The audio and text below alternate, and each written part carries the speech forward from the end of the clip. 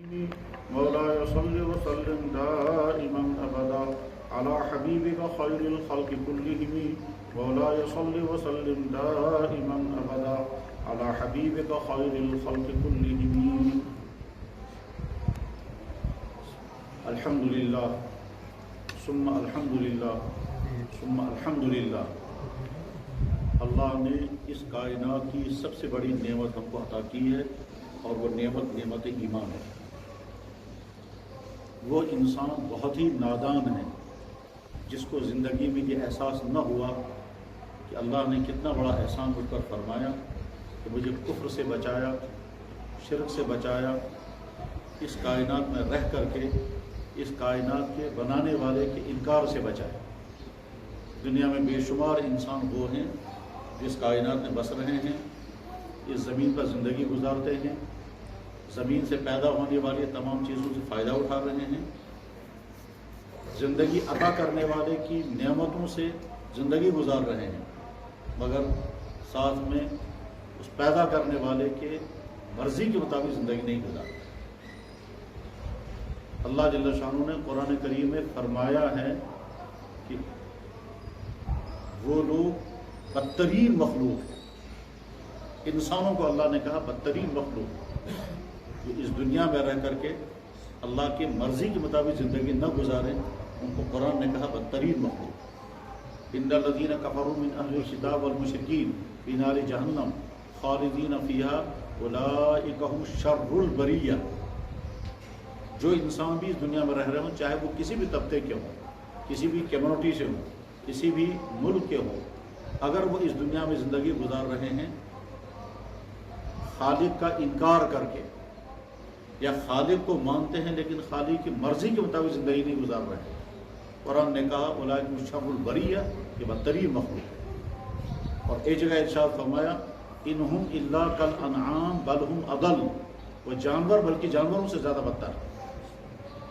اور اس لیے جانور کہا ہے کہ جانور کے اندر بھی اتنی صفت موجود ہے کہ وہ اپنے مالک کو پہچانتا ہے. ہمارے گلیوں میں کتے پھرتے ہیں، آپ چند مرتبہ اس کتے کو روٹی ڈال دیں وہ آپ کو پہچان لے گا، اور پہچاننے کے بعد اس کا رویہ آپ کے ساتھ محبت اور ہمدردی کا ہوگا. ہر انسان تجربہ کر سکتا ہے کہ کتے کو چند مرتبہ روٹی ڈال دیں اور اس کے بعد آپ کی شکل کو وہ پہچان لے گا اور ذہن میں رکھے گا اس نے مجھ پر احسان کیا ہے کہ کبھی وہ آپ کو کاٹنے کے لیے نہیں آئے گا. ہمارے گھروں میں جانور ہوتے ہیں، ان جانوروں کو ہم کھلاتے ہوئے پلاتے ہیں، وہ جانور پہچان کر کے رکھتے ہیں کہ یہ میرا محسن ہے.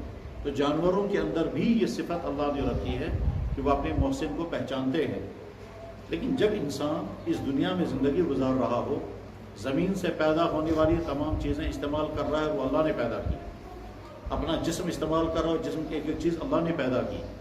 اس کے باوجود جب وہ اللہ کو نہ مانے یا اللہ کا حکم نہ مانے تو جانوروں سے زیادہ بدتر ہے. اس لیے اللہ کا بہت بڑا احسان ہم پر ہے، بہت ہی بڑا احسان ہم پر ہے کہ ہم کو ایمان کے دولت عطا فرمائے.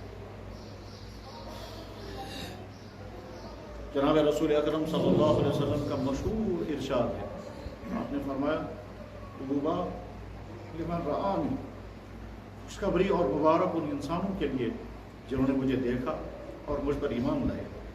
یہ تو صحابہ کرام تھے، انہوں نے دیکھا، ملاقات کی، ان کے پیچھے نماز پڑھی، ان کے معجزات دیکھے، ان کے کمالات دیکھے، ایمان قبول کیا، ان کو اللہ کے نبی نے مبارکباد دی، یقیناً وہ مبارکباد کے مستحق تھے.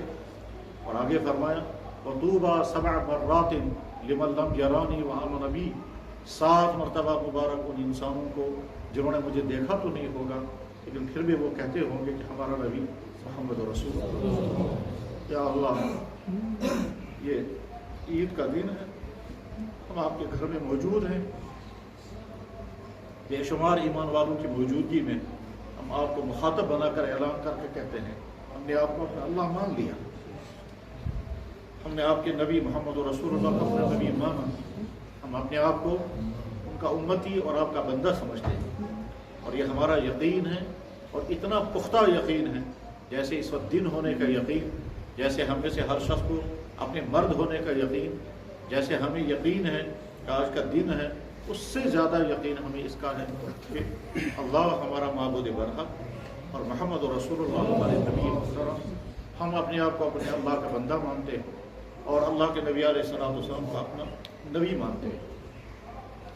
جناب رسول اکرم صلی اللہ علیہ وسلم نے ایک مرتبہ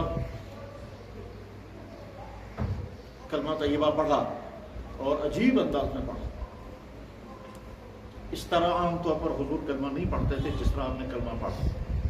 آپ نے پڑھا جس کے عربی الفاظ حدیث کی اور دعاؤں کی کتابوں میں لکھے ہوئے آتے ہیں، ترجمہ اس کا اس طرح سے ہوگا: یا اللہ میں آپ کو گواہ بناتا ہوں کہ میں گواہی دے رہا ہوں آپ اللہ ہیں، تو گواہ اللہ کو ہی بنائے۔ یا اللہ سروست گواہ اس دماغ گواہی سچ معبود برحق۔ پھر فرمایا یا اللہ آپ نے اپنے بارے میں جو گواہی دی ہے میں آپ کے بارے میں وہی گواہی دیا اور آپ کے فرشتوں نے اور عرش کے اٹھانے والے ملائکہ نے اور تمام اہل علم نے آپ کے بارے میں جو گواہی دی ہے میں آپ کے بارے میں وہی گواہی دیتا ہوں۔ پھر فرمایا آپ گواہ رہیں میں گواہی دے رہا ہوں میں محمد رسول اللہ۔ اس کے بعد فرمایا یا اللہ یہ جو گواہی میں نے دی ہے میری یہ گواہی میرے اس امتی کے نام اعمال میں لکھ دیجئے جس نے اب تک ایسی گواہی نہیں دی ہو۔ اگر حضور کی وہ دعا ہمارے حق میں قبول ہو گئی اور اللہ کے نبی علیہ السلام کی وہ شہادت ہمارے نام اعمال میں داخل ہو گئی تو انشاءاللہ بڑی امید ہے کہ ہم دنیا میں بھی کامیاب ہوں گے اور آخرت میں بھی کامیاب ہوں گے۔ ارشاد فرمایا اللہ تعالیٰ شانہ نے تم کو جو نعمت ہے وہ میری دی ہوئی ہے۔ یقیناً ہمارے پاس نعمت ایمان ہے، اللہ کے دی ہوئی نعمت ایمان، اور اس طرح سے کہ ایمان والے کے گھر میں اللہ نے ہم کو پیدا کیا اور گھر کے اندر ایمان کی نعمت مل گئی۔ ایمان کے لیے نہ ہمیں کوئی مصیبت جھیلنی پڑی، نہ گھر چھوڑنا پڑا، نہ کسی کا ظلم سہنا پڑا، نہ ایک دنیا سے نکل کر دوسری دنیا میں پہنچنے کی مصیبت جھیلنی پڑی۔ ایمان قبول کرنے پر جو مجاہدے برداشت کرنے پڑتے ہیں، جو تکلیفیں سہنی پڑتی ہیں اور جو ظلم سہنے پڑتے ہیں، ان تمام سے اللہ نے ہم کو محفوظ اس طرح سے رکھا کہ ہم کو ایمان والے کے گھر میں پیدا فرمایا اور ایمان کی نعمت ایمان کی دولت ہمیں گھر میں مل گئی۔ میرے بھائیوں، کبھی تنہائی میں بیٹھ کر کے سوچنا چاہیے کہ اگر اللہ نے میرے ساتھ یہ معاملہ نہ کیا ہوتا، مجھے کسی اور گھر میں پیدا کیا ہوتا اور اللہ کو طاقت تھی، اس کو کوئی روک نہیں سکتا تھا۔ جس دن ہم اس دنیا میں آئے، ایمان والے کے گھر میں ہمارا جنم ہوا، اسی دن ہزاروں انسان وہ بھی پیدا ہوئے ہوں گے جو کسی اور گھر میں پیدا ہوئے اور آج تک وہ اسی ایمان کی نعمت سے محروم زندگی گزار رہے ہیں۔ اللہ نے ہم کو ایمان والے کے گھر میں پیدا کیا، ہم بڑے اطمینان اور فخر کے ساتھ اپنے والد کا نام لے کر کہتے ہیں ہم فلانے کے بیٹے۔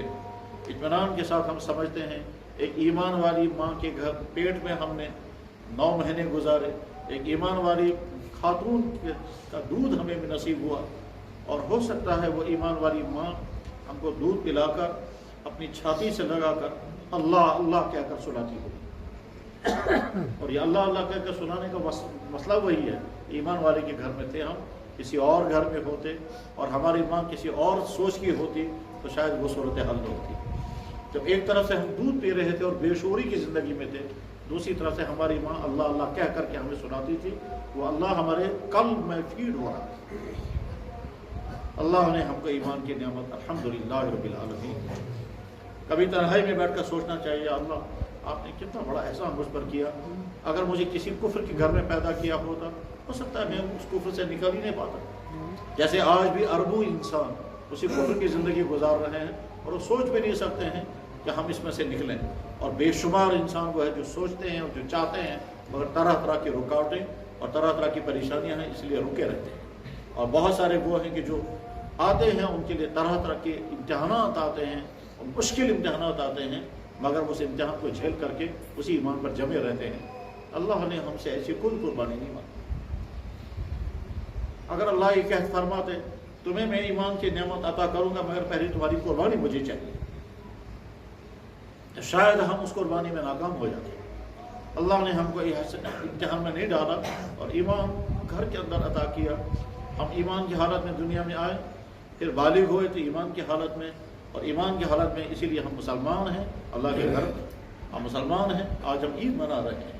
اگر ہم ایمان والے نہ ہوتے تو ظاہر یہ ساری صورتحال نہ ہوتی۔ اس لیے میرے بھائی، یہ بڑی اہتمام کے ساتھ یہ بات عرض کی جا رہی ہے کہ خود بھی تنہائی میں بیٹھ کر کے کبھی سوچنا چاہیے کہ اللہ نے ہم پر کتنا بڑا کرم فرمایا، اور اس کے بعد پھر اپنی اگلی نسل کی بھی فکر کریں۔ ایسا نہ ہو کہ ہم تو ایمان کے ساتھ زندگی گزار رہے ہیں، جیسی بھی زندگی گزار رہے ہیں، لیکن ہماری اگلی نسل ایمان سے محروم ہو جائے۔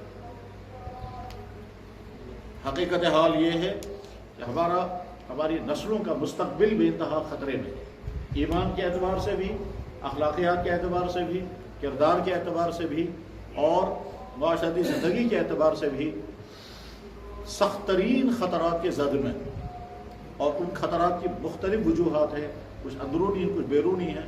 ان اندرونی اور بیرونی مشکلات سے ہم نبرد آزما تبھی ہو سکتے ہیں جب اس کا ہم شعور کر لیں، احساس پیدا کر لیں کہ ایسا نہ ہو کہ ہماری اگلی نسلیں ایمان سے محروم نسلیں پیدا ہو جائیں۔ اور ایمان سے محروم نسلوں کی ایک قسم وہ ہوتی ہے جو سمجھتے ہیں ہم مسلمان ہیں لیکن ایمان چھن چکا ہوتا ہے، وہ سمجھتے ہیں اس مسلمان، مگر حقیقت میں اسلام ان کی زندگی میں نہیں ہوتا ہے، ان کا مائنڈ سیٹ بگڑ چکا ہوتا ہے، گھر والوں کو پتہ بھی نہیں ہوتا ہے، ان کا کردار تباہ ہو چکا ہوتا ہے، گھر والوں کو معلوم نہیں ہوتا ہے۔ اس لیے اپنی اگلی نسل کی بھی فکر کریں۔ حضرات، اللہ نے یہ جو ایمان اور اسلام کی دولت ہمیں عطا فرمائی، اس ایمان اور اسلام کے معنی ہرگز یہ نہیں ہے کہ چند چھوٹے سے اعمال کر لیے جائیں اور ہم سمجھیں کہ مسلمان ہیں، نہیں۔ اللہ جل شانہ قرآن میں فرماتے ہیں، یا ایھا الذین آمنوا ادخلوا فی السلم کافہ، اے ایمان والو پورے مسلمان بننا، وقتی مسلمان، عارضی مسلمان، چند باتوں میں مسلمان ہو باقی میں بھول جاؤ، ایسا نہیں کرنا۔ بلکہ دوسری جگہ اللہ تعالیٰ شانہ ارشاد فرماتے ہیں دوسری قوم کا تذکرہ کرتے ہوئے کہ انہوں نے میری کچھ باتوں کو تو مانا اور کچھ باتوں کو چھوڑ دیا۔ افتؤمنون ببعض الکتاب وتکفرون ببعض فما جزاء من یفعل ذلک منکم الا خزی فی الحیاۃ الدنیا، جو میرے دین کے کچھ حصے کو مانیں اور کچھ حصے کو نہ مانیں اور وہ ان کو سوٹ نہ کر رہا ہو، ان کا انجام دنیا میں رسوائی اور آخرت میں دردناک عذاب۔ اس لیے اللہ نے ایمان کی دولت ہمیں عطا فرمائی، اسلام کی دولت۔ اسلام ہم سے یہ کہتا ہے تم پورے اپنے آپ کو میرے حوالے کر دو، تمہاری اب کوئی چیز تمہاری نہیں ہے، تمہاری سوچ، تمہاری چاہتیں، تمہارا شوق، تمہارا کھانا، تمہارا پینا، تمہارا کمانا، تمہارا کپڑا پہننا، تمہاری شادیاں کرنا، تمہاری جو بھی زندگی کے تمہیں معاملات پیش آ سکتے ہوں، ان تمام معاملات میں تم نے اپنے آپ کو ہمارے حوالے کر دیا۔ اسلام کے معنی مکمل سرنڈر کرنا، سر جھکا دینا کہ بس میں اللہ کا بندہ ہوں، مجھے اس دنیا میں اللہ کا بندہ رہ کر زندگی گزارنی ہے، اپنی میری کوئی مرضی نہیں ہے، اپنی میری کوئی چاہت نہیں ہے۔ سچا اور حقیقی ایمان والا وہ ہے جو یہ کہے گا میرا شوق وہی ہے جو میرا اللہ مجھ سے کہے گا، اور مجھے خوف اسی چیز کا ہے جس سے اللہ مجھے ڈرائیں گے، میری زندگی جو ہے وہ اللہ کے لیے ہے، میری موت بھی جو ہے اللہ کے لیے ہے۔ قل، اللہ نے اپنے نبی سے فرمایا، قل، اب کہیے، ان صلاتی، میری نماز وہ بھی اللہ کے لیے، میری قربانی وہ بھی اللہ کے لیے، میری زندگی وہ بھی اللہ کے لیے، میری موت وہ بھی اللہ کے لیے۔ ان صلاتی و نسکی و محیای و مماتی للہ رب العالمین، ایک اللہ کے لیے میرا سب کچھ ہے، اپنی میری کچھ نہیں۔ ان اللہ اشتری من المؤمنین انفسهم واموالهم، اللہ نے ایمان والوں سے ان کی جان، ان کا مال لے لیا۔ بأن لهم الجنہ، بدلے میں تمہیں جنت ملے گی۔ اب تمہیں اپنی جان کے متعلق کوئی فیصلہ نہیں کرنا ہے، فیصلہ وہ ہوگا جو ہم کریں گے۔ تمہیں اپنے مال کے متعلق کوئی فیصلہ کرنے کا حق نہیں ہے، جس طرح سے ہم بتائیں گے اس طرح تمہیں کمانا ہوگا، جہاں ہم بتائیں گے وہاں تمہیں خرچ کرنا ہوگا۔ تمہارا شوق کوئی شوق نہیں ہے، جو ہم کہیں گے وہ تمہیں کرنا ہوگا، یہ ہے حقیقی ایمان۔ لیکن ساتھ میں یہ بھی ذہن میں رکھنا چاہیے کہ اللہ جل شانہ کبھی بھی انسانی فطرت اور انسانی طبیعت کے خلاف کوئی حکم نہیں دیتے۔ جو انسان کی فطری ضرورتیں ہیں اللہ ان تمام ضرورتوں کو بندوں کے لیے کھول کر کے رکھ دیتے ہیں۔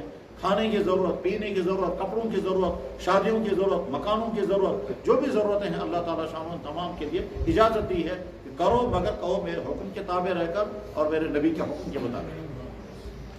جب مسلمان ہیں تو اس کے ہر حال میں اسے پوچھنا ہے، یا اللہ میں اس وقت اس حالت میں مجھے کیا کرنا ہے۔ رمضان آئے گا، بچہ پیدا ہوا، والدین پوچھیں گے اپنے اسلام سے، یا اللہ آپ نے ہم کو اولاد عطا کی، ہمیں کیا حکم ہے؟ جواب آئے گا سب سے پہلے اسے اذان پڑھو، اذان فارغ ہونے بعد یا اللہ ہمیں کیا حکم ہے؟ جواب آئے گا اس کی تحقیق کرو، کچھ دنوں بعد حکم آئے گا اس کا ختنہ کرو، اس کا اسلامی نام رکھو، اسلامی تربیت کرو، اور جب یہ بولنے کے قریب ہو جائے، بولنے کے قریب، تو سب سے پہلے کوشش کرو اس کی زبان پر اللہ آ جائے۔ ابھی چند دن پہلے میں نے ایک حدیث پڑھی کہ جس بچے نے دنیا میں آ کر سب سے پہلے لفظ اللہ کہا، جس بچے میں دنیا میں آ کر جب اس نے بولنا سٹارٹ کیا سب سے پہلے اگر اس نے اللہ کہا تو اس کے ماں باپ کے تمام گناہ معاف ہو جاتے ہیں.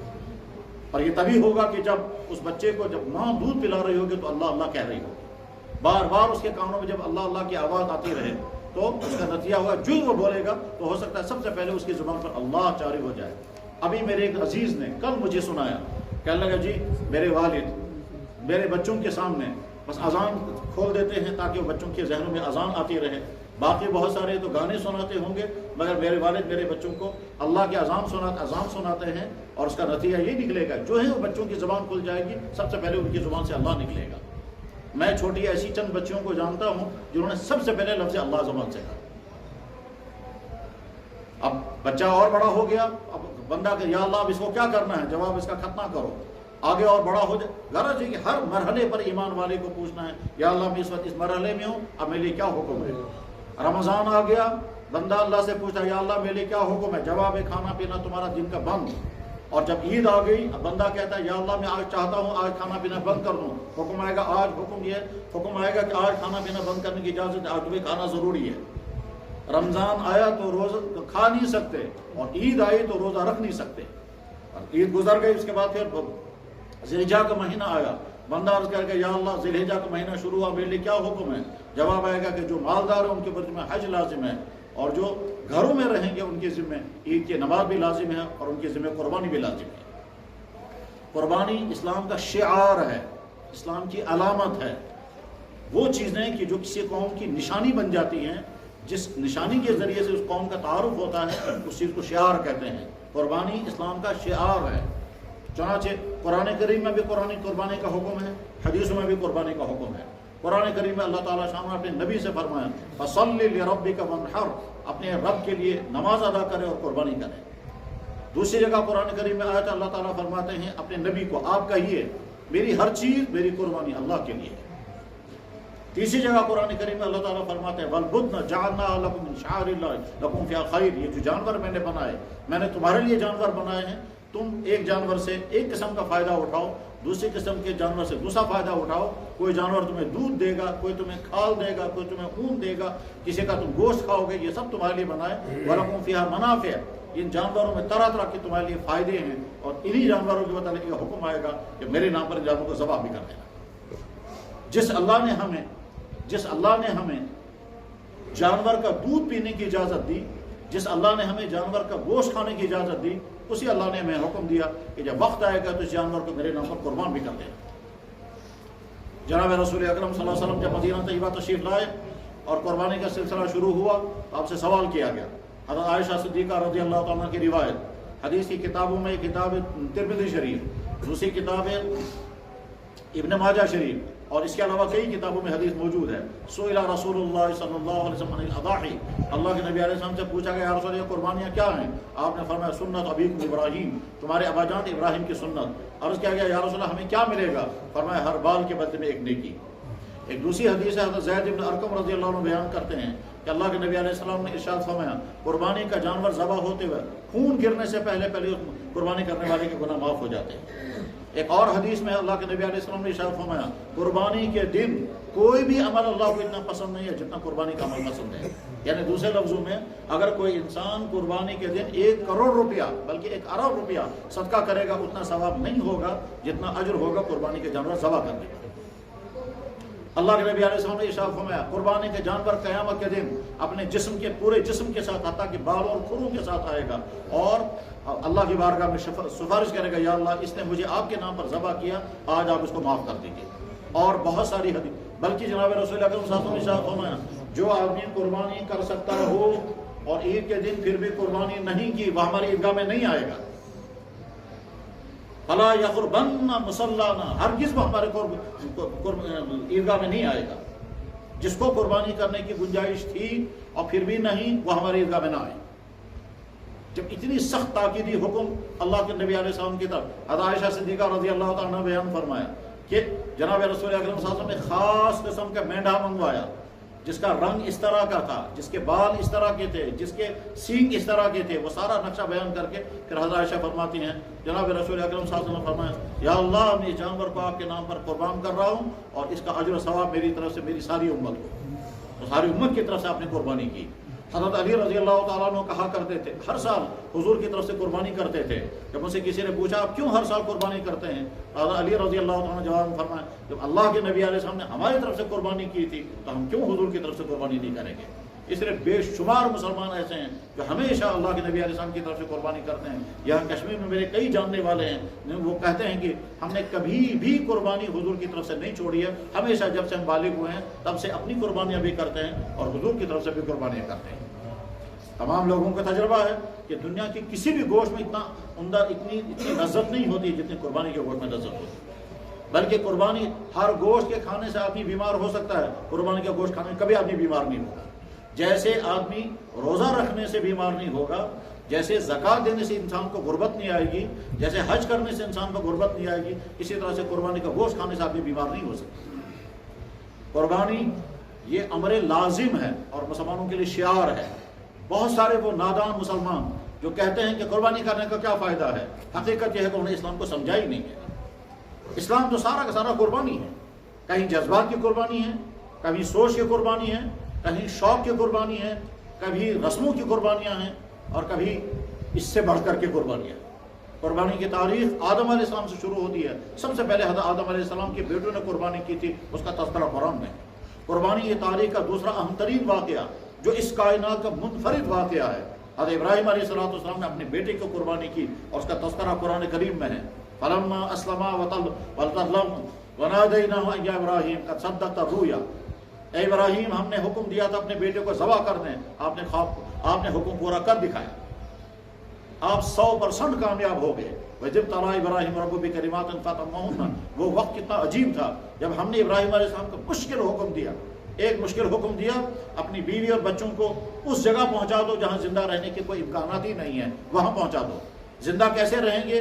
زندہ رہنے کے کوئی امکانات وہاں نہیں تھے، نہ پانی، نہ غذا، نہ مکان، نہ کپڑے، نہ انسان، نہ گھاس، نہ سبزیاں، کوئی چیز نہیں تھی۔ اور وہاں لے جا کر ابراہیم علیہ السلام نے حضرت ہاجرہ، حضرت اسماعیل علیہ السلام کو ڈال دیا، یہ سوچے بغیر کہ آگے کیا ہوگا، اللہ کے حوالے کر کے نکل گئے۔ اور کئی سال کے بعد جب آئے تو وہاں دیکھا دونوں ماں اور بچے دونوں زندہ اور سلامت ہیں، اور اللہ نے ان کے لیے زمزم کا کنواں نکال دیا تھا۔ پھر جب یہ بچہ تھوڑا بڑا ہو گیا اور چلنے پھرنے کے قابل ہو گیا، قرآن نے کہا فلما بلغ معه السعی، جب اسماعیل اتنے بڑے ہو گئے کہ وہ اپنے ابا جان کے ساتھ چلنے پھرنے کے قابل ہو گئے، ابا جان کو اللہ نے حکم دیا، بڑی تمناؤں کے بعد اللہ نے تم کو بیٹا عطا کیا تھا، تم نے بڑی دعائیں کی تھی، بیٹا نصیب ہوا تھا، ہم نے بیٹا عطا کیا تھا، اب ہمارا حکم ہے کہ ہمارے نام پہ اس کو ذبح کرو۔ میرے بھائی ہم اس کو بول بھی سکتے ہیں، سن بھی سکتے ہیں، لیکن اس حکم کی حقیقت کو ہم پا نہیں سکیں گے کہ اتنی تمناؤں کے بعد، اتنی دعاؤں کے بعد بڑھاپے میں اولاد ملی تھی، اور پہلے تو کہا کہ وہاں لے جا کر ڈال دو جہاں زندہ رہنے کے امکانات ہی نہیں ہیں۔ اب اللہ نے اپنی قدرت سے اس بچے کو بچایا، لیکن اب دوسرا حکم آ گیا کہ وہ ذبح کر دو۔ چنانچہ ابراہیم علیہ السلام اپنے بیٹے کو لے کر کے گئے، اور جب مینا کی اس جگہ پر پہنچے جہاں ذبح کیا تھا، اپنے بیٹے سے کہا بیٹا میں تم کو گھمانے نہیں لایا ہوں، میں تم کو ذبح کرنے کے لیے لایا ہوں، کیونکہ اللہ کا حکم ہے۔ سلام اسماعیل کی بارگاہ میں، اسماعیل نے جو نابالغ بچہ تھا اس نے کہا یا ابت افعل ما تؤمر، ابا جان اللہ کا حکم ہے، آپ کر لیجیے، میرا گلا حاضر ہے۔ علامہ اقبال نے کہا یہ مکتب کی کرامت تھی، یہ فیضان نظر تھا کہ مکتب کی کرامت تھی، سکھلائے جس نے اسماعیل کو آداب فرزندی۔ اس نے یہ نہیں کہا کہ ابا جان آپ کیا کہہ رہے ہیں، کیوں مجھے ماریں گے، مگر انہوں نے فوراً یہ کہا اگر اللہ کا حکم ہے تو میں حاضر ہوں۔ چنانچہ ابراہیم نے اپنے پیارے بیٹے کی قربانی کی اور اسماعیل نے اپنی جان کی قربانی کی۔ اور جب ابراہیم علیہ السلام نے اپنے بیٹے کو ذبح کرنا شروع کیا، کیونکہ اللہ کا مقصد بچہ کو مروانا نہیں تھا، اللہ کا مقصد یہ دیکھنا تھا میرا حکم پورا کرنے کو میرا یہ بندہ تیار ہے یا نہیں۔ چنانچہ ابراہیم اسماعیل علیہ السلام زندہ سلامت رہے، اور اس کی جگہ جنت سے دمبا ذبح ہوا، تفصیل کا وقت نہیں ہے، وہ جگہ آج بھی وہاں مینا میں موجود ہے، اس جگہ مسجد ہے جس جگہ وہ جنت کا لایا ہوا دمبا ذبح ہوا تھا، اور جنت کے دمبے کا خون اسی زمین میں جذب ہوا ہے، اس جگہ مسجد ہے، اس کو کہتے ہیں مسجد کبشا، کبشا کا مطلب دمبا، یعنی یہ وہ اس جگہ یہ مسجد بنائی جا رہی ہے جس جگہ جنت سے لایا ہوا دمبا ذبح ہوا تھا۔ اسماعیل علیہ السلام سلامتی کے ساتھ اپنے گھر آ گئے۔ اللہ کے نبی علیہ السلام نے ارشاد فرمایا میں اللہ کے نام پر ذبح ہونے والے دو انسانوں کا بیٹا ہوں، ایک اسماعیل اور دوسرے جناب رسول اکرم صلی اللہ علیہ وسلم کی والد گرامی۔ ابراہیم علیہ السلام نے قربانی کی، اس کے بعد قربانی کا سلسلہ شروع ہوا، اور ہمیشہ قربانیاں ہوتی رہی ہیں، حج میں بھی اور گھروں میں بھی۔ قربانی ہر مسلمان پر لازم ہے اور ہر حال میں لازم ہے، بشرطے کہ آدمی مالی اعتبار سے اتنا ہو کہ جس پر قربانی لازم ہو جاتی ہے۔ ایمان والے کو چاہیے کہ وہ سیکھے اور سمجھے کہ میری مالی پوزیشن کیا ہے، کیا میں مالی اعتبار سے غریبوں میں ہوں؟ اگر میں غریبوں میں سے ہوں تو مجھے قربانی بھی نہیں لازم، زکوٰۃ بھی لازم نہیں اور صدقہ فطر بھی لازم نہیں، اور اگر میں مالداروں میں سے ہوں تو مجھ پر قربانی بھی لازم ہوگی، صدقہ بھی لازم ہوگا، زکوٰۃ بھی لازم ہوگی۔ ٹھیک اسی طرح سے جب کوئی انسان آج عید کے دن یہ دیکھے گا میری مالی حالت اس وقت کیا ہے، اگر مالی حالت اتنی ہے جس پر قربانی لازم ہو جاتی ہے تو قربانی فرض ہو جاتی ہے۔ یاد رکھنا چاہیے قربانی کا حکم قرآن میں ہے، قربانی کا حکم جناب رسول اکرم صلی اللہ علیہ وسلم کی مبارکہ حدیث میں ہے، اور جب کوئی حکم قرآن اور حدیث میں آتا ہے وہ حکم مسلمان کے لیے لازم ہو جاتا ہے۔ بہت سارے مسلمان نادان یہ سمجھتے ہیں کہ صاحب فائدہ کیا ہے اتنے جانوروں کو ذبح کرنے کا۔ یاد رکھنا چاہیے فائدہ مسئلہ فائدے کا نہیں ہے، مسئلہ اللہ کے حکم کا ہے۔ افریقن ممالک میں ایک ملک اس کو کہتے ہیں تیونس، اس تیونس کے اندر ایک صدر تھے، اس کا نام تھا حبیب بورقیبہ۔ وہ بے دین قسم کا انسان تھا اور سخت بے دین تھا۔ اس نے اپنے ملک میں قانون لگایا کہ میں رمضان کے روزے کو ختم کر رہا ہوں اور ملک کے لوگوں کو اجازت نہیں ہے وہ روزہ رکھیں گے، پورا ملک مسلمانوں کا، اور ان کا صدر ہے حبیب بورقیبہ۔ اس نے اعلان کر دیا کہ روزوں کو میں بین کر رہا ہوں، آج کے بعد کوئی انسان روزہ نہیں رکھے گا۔ اور اس کے بعد پھر ملک کے جو سب سے بڑے عالم تھے اس کو حکم دیا کہ آپ کو ریڈیو پر آ کر اعلان کرنا ہوگا۔ اعلان کرنا ہوا کہ روزہ بند کر دیا گیا۔ وہ مولانا صاحب آ گئے ریڈیو پر، اور ریڈیو پر آ کر اب اس کو اعلان کرنا ہے کہ صدر صاحب نے روزے بین کر دیے۔ چنانچہ ریڈیو پر آ کر اس نے تلاوت شروع کی، اعوذ باللہ من الشیطان الرجیم، بسم اللہ الرحمن الرحیم، یا ایہا الذین آمنوا کتب علیکم الصیام کما کتب علی الذین من قبلکم لعلکم تتقون، صدق اللہ العظیم، قد کذب بورقیبہ اللعین۔ اس نے آیت روزے کی آیت پڑھی اور کہا اللہ نے سچ کہا، بورقیبہ اللعین غلط کہہ رہا ہے۔ غرض یہ کہ اس کو تو لایا گیا تھا یہ اعلان کرنے کے لیے روزے کو بیان کر دو، اس نے قرآن کی آیت پڑھ کر کے کہا اللہ سچ کہہ رہے ہیں، روزہ فرض ہے، اور ہمارا صدر جو ہے وہ بدترین ملعون انسان ہے، اس کا کہنا جھوٹ ہے۔ دنیا میں کسی انسان کو حق نہیں ہے کہ وہ قربانی پر بین لگائے، چاہے وہ مسلمانوں کی مملکت ہو یا کوئی اور صاحب ہو، کسی کو حق نہیں ہے۔ جس چیز کا اللہ نے حکم دیا ہے اس چیز کو انسانوں کو حق نہیں کہ وہ بیان کر دیں۔ اللہ کے نبی نے اعلان فرمایا لا طاعت لمخلوق فی معصیۃ الخالق، جس مخلوق کے جس حکم سے اللہ کی نافرمانی ہوتی ہے مخلوق کا وہ حکم مسترد ہے۔ یہ مخلوق چاہے باپ ہو، چاہے استاد ہو، چاہے پیر ہو، چاہے افسر ہو، چاہے شوہر ہو، چاہے کوئی لیڈر ہو، چاہے کوئی حکومت ہو، کسی کا کوئی حکم اللہ کے حکم کے سامنے کچھ نہیں۔ قربانی اللہ نے مسلمانوں پر لازم کی ہے، یا ہر حال میں قربانی کریں گے اور کرنا لازم ہوگا۔ اور اگر کسی جگہ مسلمانوں نے اس کو چھوڑ دیا تو نتیجہ معلوم، جب کسی جگہ کے مسلمان قربانی نہیں کرتے ہیں تو اللہ تعالیٰ ان کی جانیں لے لیتے ہیں۔ بلکہ ہو سکتا ہے جن کے کہنے پر تم قربانیاں چھوڑ دو گے انہی کے بعد میں انہی کے ظلم کا شکار ہو کر کے تمہاری جانیں تباہ ہو جائیں گی۔ قربانی فرض ہے، لازم ہے، اور ہر حال میں لازم ہے۔ قربانی کے لیے اللہ نے جو جانور طے کر دیے ہیں وہ جانور اللہ کے بنائے ہوئے۔ جس اللہ کے کہنے سے ہم جانور کا دودھ پیتے ہیں، جس اللہ کے کہنے سے ہم جانور کا گوشت کھاتے ہیں، جس اللہ کی اجازت سے ہم جانوروں سے طرح طرح کے فائدے اٹھاتے ہیں، اسی اللہ نے حکم دیا کہ اس جانور کو تو میرے نام پر ذبح کرو گے، وہ جانور حرام ہے۔ گدھا بھی اللہ کے پیدا کیا ہوا جانور ہے جس کا تذکرہ قرآن میں، گھوڑا بھی اللہ کے پیدا کیا ہوا جانور ہے جس کا تذکرہ قرآن میں، گائے بیل اور اونٹ بھی اللہ کے بنائے ہوئے جانور اس کا تذکرہ قرآن میں ہے۔ اللہ نے فرمایا اس جانور سے تم یہ فائدہ اٹھاؤ، اس جانور سے یہ فائدے اٹھاؤ، تم بھی میرے پیدا کیے ہوئے، یہ بھی میں نے تم پیدا کیے ہوئے، زمین کی ساری چیزیں تمہارے لیے ہیں اور یہ جانور بھی تمہارے لیے میں نے، والانعام خلقها لکم، یہ جانور میں نے تمہارے لیے پیدا کیے، لکم فیہا منافع کثیرہ۔ بلکہ ایک جگہ اللہ تعالیٰ فرماتے ہیں یہ جانور میں نے اپنے ہاتھوں سے بنائے۔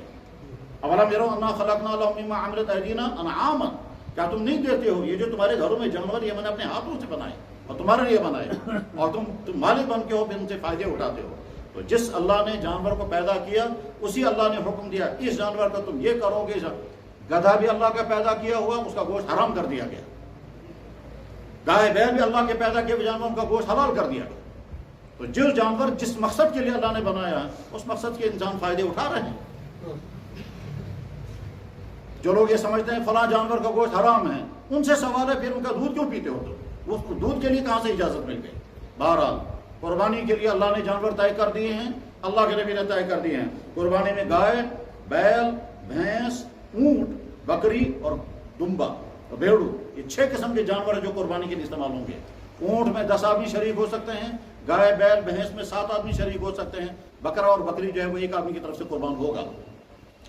ہر جانور کے لیے عمریں طے کر دی گئی ہیں کہ اونٹ جو ہے وہ 5 سال کا ہونا چاہیے، گائے بیل جو ہے وہ 1-2 سال کے ہونے چاہیے، اور بکرا اور بھیڑ جو ہے وہ 1 سال کے ہونے چاہیے۔ اگر بھیڑ بہت طاقتور ہے اور 6 مہینے کا ہو اور لگتا یہ ہو کہ 1 سال بعد کے قریب ہے، اس کی قربانی بھی کر سکتے ہیں۔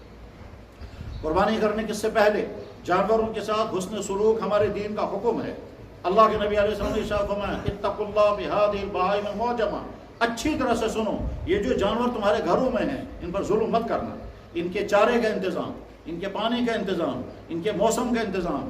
ہرگز وہ لوگ کہ جو جانوروں پر کسی طرح سے ظلم کرتے ہیں، مثلا گاڑی میں اتنے جانور چڑھائے گئے جتنے کی گنجائش نہیں تھی اور وہ بیچارے بے زبان جانوروں کو کچھ کہہ نہیں پا رہے ہیں، یہ ظلم ہے۔ جانور کو لے کر کیا اس کو چارہ نہیں دیا، اس کو پانی دیا، یہ ظلم ہے۔ اور اللہ کے نبی علیہ السلام نے فرمایا اللہ سے ڈرنا ہے بے گناہ جانوروں کے بارے میں، ایسا نہ ہو کہ بے گناہ جانور قیامت کے دن تم سے ڈر گیا اللہ نے ہم کو باندھ کر کے رکھا تو ہم کو کھلایا پلایا نہیں۔ اسلامی تاریخ میں تو قربانی کے جانوروں کا بہت احترام کیا جاتا تھا، بڑی محبتوں کے ساتھ ان کو پالتے تھے، اتنا محبتوں کے ساتھ بلکہ بعض تو شوق میں جانوروں کو غسل کرتے ہیں، ان کا گوبر صاف کرتے ہیں، بلکہ بعض شوق میں تو پہلے زمانے میں سرمے تک لگاتے تھے کہ ہم کو اسماعیل ذبح کرنے کی جگہ جانور ذبح کر رہے ہیں۔ بندہ جس وقت قربانی دیتا ہے گویا بالفاظ دے کر کہتا ہے یا اللہ آپ نے حکم دیا قربانی میں نے حاضر کر دی، کل کو اگر مجھے آپ حکم دیں گے میں اپنا گلا بھی کاٹنے کے لیے تیار ہوں آپ کے حکم کے مطابق۔ ایمان والا وہی قربانی اللہ تعالیٰ شاہ صرف یہ دیکھنا چاہتے ہیں میرا حکم پورا کر رہے ہیں یا نہیں، حکم پورا ہو گیا گوشت نہیں کھاؤ۔ لن ینال اللہ لحومها ولا دماؤها ولکن ینال التقوی منکم، تمہارا یہ گوشت اور تمہارا یہ خون اللہ کو نہیں پہنچے گا، نہ اللہ کو ان کی ضرورت ہے۔ اللہ تو یہ دیکھنا چاہتے تھے کہ تم قربانی کرنے کو تیار ہو یا نہیں، بس وہ تم نے کر لی، اب یہ گوشت تم نہیں کھاؤ۔ چنانچہ اگر کوئی آدمی قربانی کرے اور سارا گوشت اپنے گھر پر رکھے اجازت ہے، اور کوئی آدمی قربانی کرے سارا گوشت تقسیم کر دے اس کی بھی اجازت ہے، اور اگر کوئی آدمی قربانی کرے کچھ حصہ اپنے گھر میں، کچھ حصہ پڑوسیوں اور رشتہ داروں میں اور کچھ حصہ عام غریبوں میں تقسیم کرے یہ بھی درست ہے۔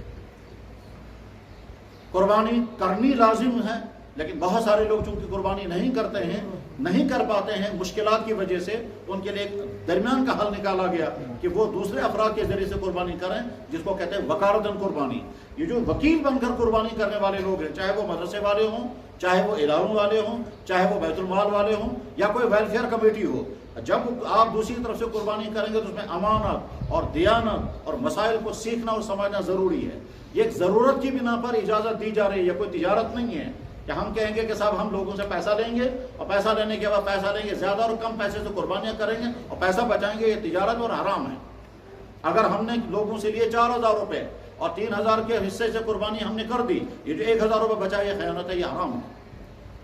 اچھی طرح سے سمجھنا چاہیے جو لوگ دوسروں کی طرف سے قربانیاں کر رہے ہیں، چاہے وہ ادارے والے ہوں، چاہے مدرسے والے ہوں، چاہے وہ انڈیویجول فرد ہو، چاہے کوئی بھی ہو، مسائل دینیہ سیکھنا ضروری ہے۔ دین پر چلنے کے لیے دین کے مطابق چلنا ضروری ہے، دین پر عمل کرتے ہوئے دین کی خلاف ورزی نہیں کر سکتے۔ دین ہر شخص کے لیے ہے، یہ امیر المومنین کے لیے بھی ہے، یہ پریزیڈنٹ صاحب کے لیے بھی ہے، یہ محتمم صاحب کے لیے بھی ہے، یہ امام صاحب کے لیے بھی ہے، یہ مفتی کے لیے، ہر ایک کے لیے اتھارٹی دین ہے، افراد کچھ نہیں۔ ہر فرد کے لیے حکم ہے کہ وہ دین کے حکم کے مطابق عمل کریں۔ قربانی کے ساتھ ساتھ حکم یہ ہے کہ صفائی کا پورا انتظام اہتمام کرنا چاہیے۔ جو لوگ سڑکوں پر جانور ذبح کر دیتے ہیں، ان کا گوبر سڑکوں پر چلتا ہے، یا کھالیں پھینک دیتے ہیں، یا گوشت کی بچی ہوئی چیزیں پھینک دیتے ہیں، اور اس کی وجہ سے معاشرے میں تعفن پھیلتا ہے۔ اللہ کے نبی علیہ السلام نے ارشاد فرمایا کہ راستے سے تکلیف دینے والی چیز کو ہٹانا صدقہ ہے۔ اس کی اجازت کیسے مل سکتی ہے کہ صاحب ہم سڑک کے کنارے جا کر جانور ذبح کریں گے اور اس کے بعد پھر وہاں جو اس کی گندگیاں ہیں وہ وہیں پھینک دیں گے، فضلہ وہیں ڈال دیں گے اور گوشت اٹھا کر کے لے جائیں گے؟ اللہ کے نبی علیہ السلام نے قربانی کا جو نظام مقرر کیا تھا اس میں صفائی کا بھی پورا اہتمام تھا، بلکہ یہ بھی فرمایا کہ ایک جانور کے سامنے دوسری جانور کو ذبح مت کرنا، کیونکہ جانور بھی فیل کرتا ہے. ہم نے بھی دیکھا کہ جانور محسوس کر لیتا ہے کہ مجھے ذبح کرنے کے لیے لے جایا جا رہا ہے. اللہ کے نبی علیہ السلام نے چھری تیز کرنا، ایسا نہ ہو کہ تم جانور کو ذبح کرو اس کو تکلیف ہو جائے. یہ جو ذبح کرنے کا نظام اللہ نے فاتح فرمایا، یہ ذبح کرنے کا نظام اسلام کی سچائی کی دلیل ہے. جیسے اسلام کے سچے دین ہونے کی ہزاروں دلائل ہیں، ان دلائل میں سے ایک ذبح کا نظام ہے. وجہ اس کی یہ ہے کہ جانور کے اندر دو چیزیں ہیں، ایک ہے خون اور ایک ہے گوشت. گوشت انسان کے لیے بے انتہا مفید اور خون انسان کی صحت کے لیے بہت مضر. خون کے اندر یورک ایسڈ پیدا ہونے کے خطرے. انسان کا معدہ خون ہضم کرنے والا نہیں ہے. خون ہضم کرنے کا کام جو ہے وہ خونخوار جانوروں کا ہے. جیسے ہمارے گھروں کے جانور خونخوار نہیں ہیں. ہمارے گھروں کے جانور گائے، بیل، بکرے یہ گھاس کھانے والے ہیں. جنگلی جانور جو ہے وہ خون پینے والے ہیں. انسان کا معدہ خون ڈائجسٹ نہیں کر سکتا. اس لیے اللہ تعالیٰ شانہ نے ذبح کرنے کے نظام بنائے. کیا کہ جانور کو گلے سے جب ذبح کیا جائے تو سارا خون نکل جائے گا، اور سارا خون نکلنے کے بعد گوشت جو ہے وہ فریش ہو جائے گا. اس کے بعد اس گوشت کا استعمال کرو. یہی وجہ ہے کہ جھٹکے کا گوشت کھانا حرام کر دیا گیا، کیونکہ اس کا خون جو ہے وہ گوشت کے اندر جذب ہو جاتا ہے. چند سال پہلے جرمنی کے اندر ایک سیمینار ہوا.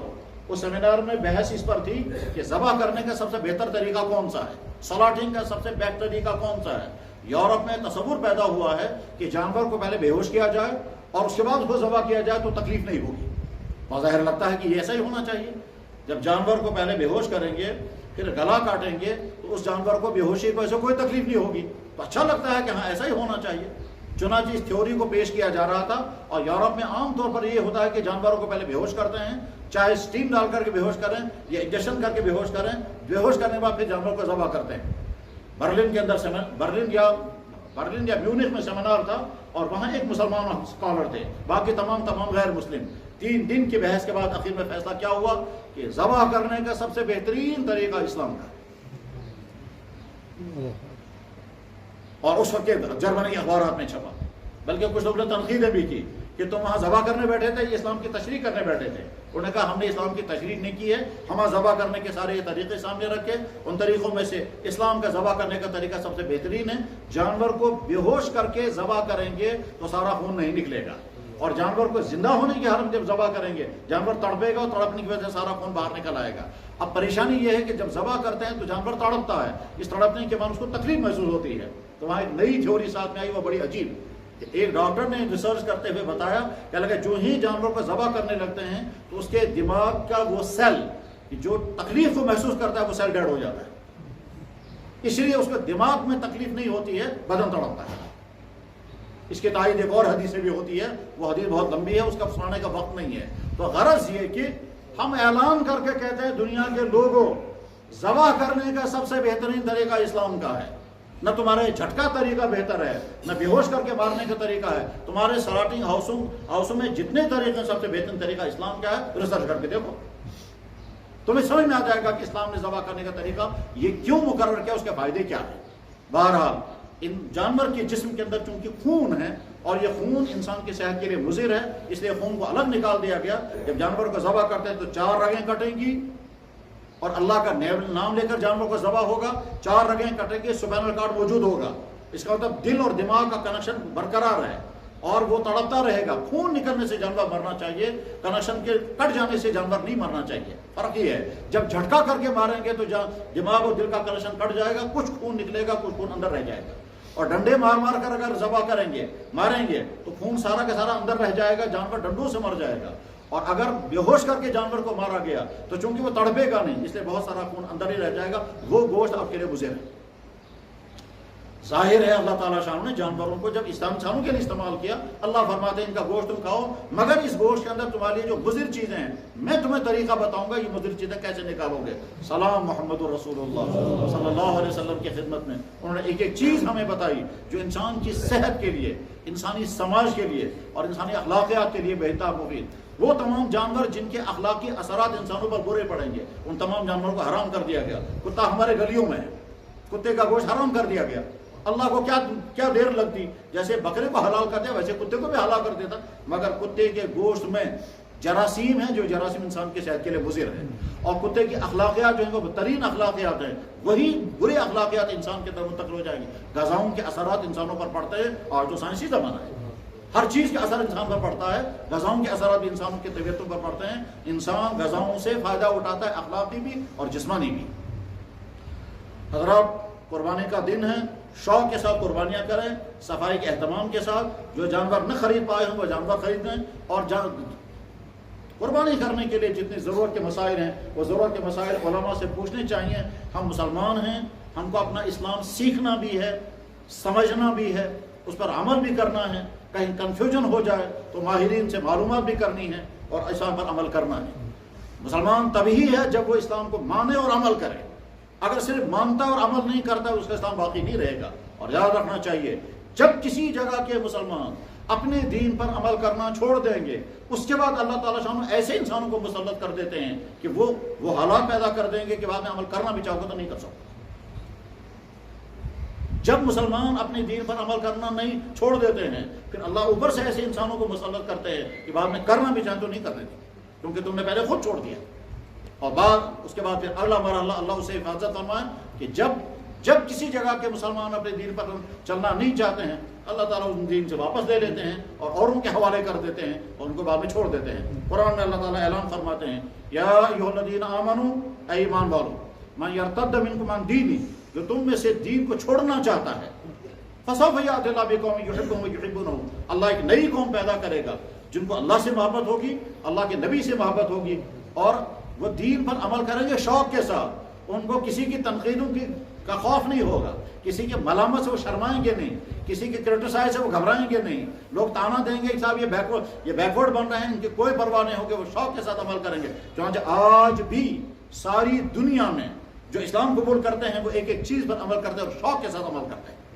ابھی صبح مجھے ایک بھائی نے فون کیا کہ میں اتنے عرصے پہلے اپنی مرضی سے مسلمان بنا ہوں، آج میں قربانی کیسے کروں گا اور کہاں کرنا چاہوں، شوق کے ساتھ وہ۔ اور صاحب نے کہتا تھا مجھے بتائیے آج نماز کیسے پڑھنی ہے، اس نماز سے پہلے کیا کیا کرنا ہے، نماز کے بعد کیا کرنا ہوتا ہے۔ کہتا ہے جس دن سے میں مسلمان بنا ہوں، میں نے ایک ہفتے کے اندر اسلام سیکھا، اس دن سے آج تک میں نے نہ کبھی تہجد کی نماز چھوڑی ہے اور نہ کبھی میں نے اشراق کی نماز چھوڑی ہے۔ آج مجھے تہجد کی نماز میں نے پڑھ لی، اشراق پڑھوں یا نہ پڑھوں، میں نے آج پڑھنا منع ہے، آج اب اشراق کی نماز نہیں پڑھیں۔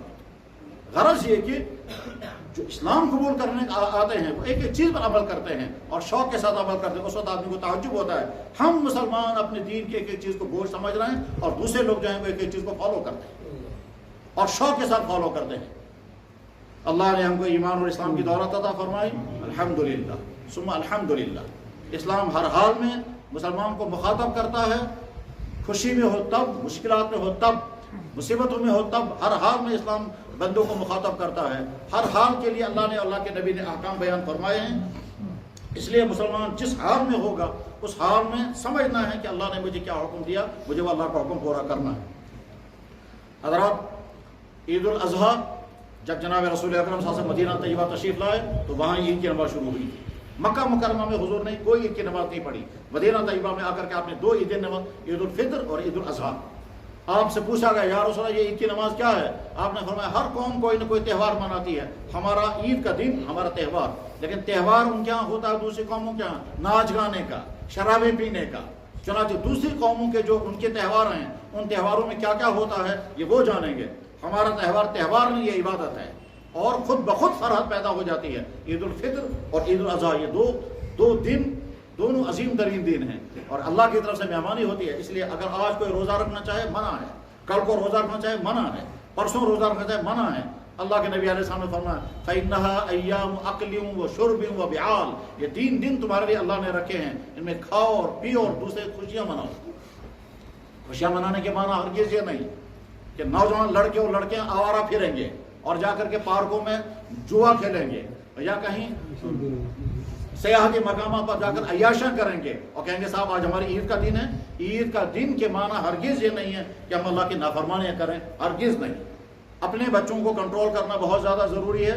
آخری بات بڑی اہمیت کے ساتھ میں عرض کرنا چاہوں گا، میرے بھائیوں اپنی اگلی نسل کی فکر کرو، ایسا نہ ہو تمہارے گھروں کے اندر مرتد پیدا ہو جائے، ایسا نہ ہو تمہارے گھروں کے اندر زناکار اور شرابی اور نہ جانے کن کن خرابیوں کا شکار نسل پیدا ہو جائے۔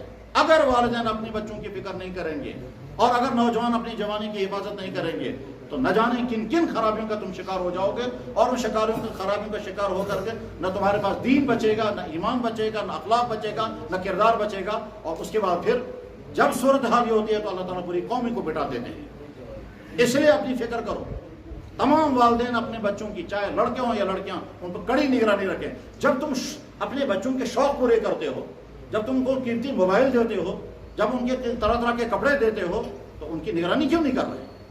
ابھی کل مجھے وہ لڑکا بتا رہا تھا، کہنے لگا صاحب ایک بیٹا جو ہے وہ اپنے باپ کہتا ہے بیٹا قربانی کا جانور لینے جا رہا ہوں، بیٹا کہتا ہے مجھے 10,000 روپے دے دو کیونکہ مجھے کٹ خریدنا، تو 10,000 روپے کا کچا خریدنا۔ اللہ کے نبی نے فرمایا تھا کپڑا اوپر کرو، وہ مسلمان کرنے کو تیار نہیں، اور جب ان غیروں نے کہا اب تم کچے پہنو، ہمارے نوجوان کچے پہن کر پھر رہے ہیں۔ یہاں کون سی ایسی گرمیاں آ گئی جن گرمیوں کی بنا پر تم کپڑے نہیں پہن پا رہے ہو؟ یعنی سوچنے کی بات یہ ہے کہ مسلمان نبی کی امت ہے یا یہودیوں کی امت ہے یا عیاشوں کے فحاشوں کی امت ہے؟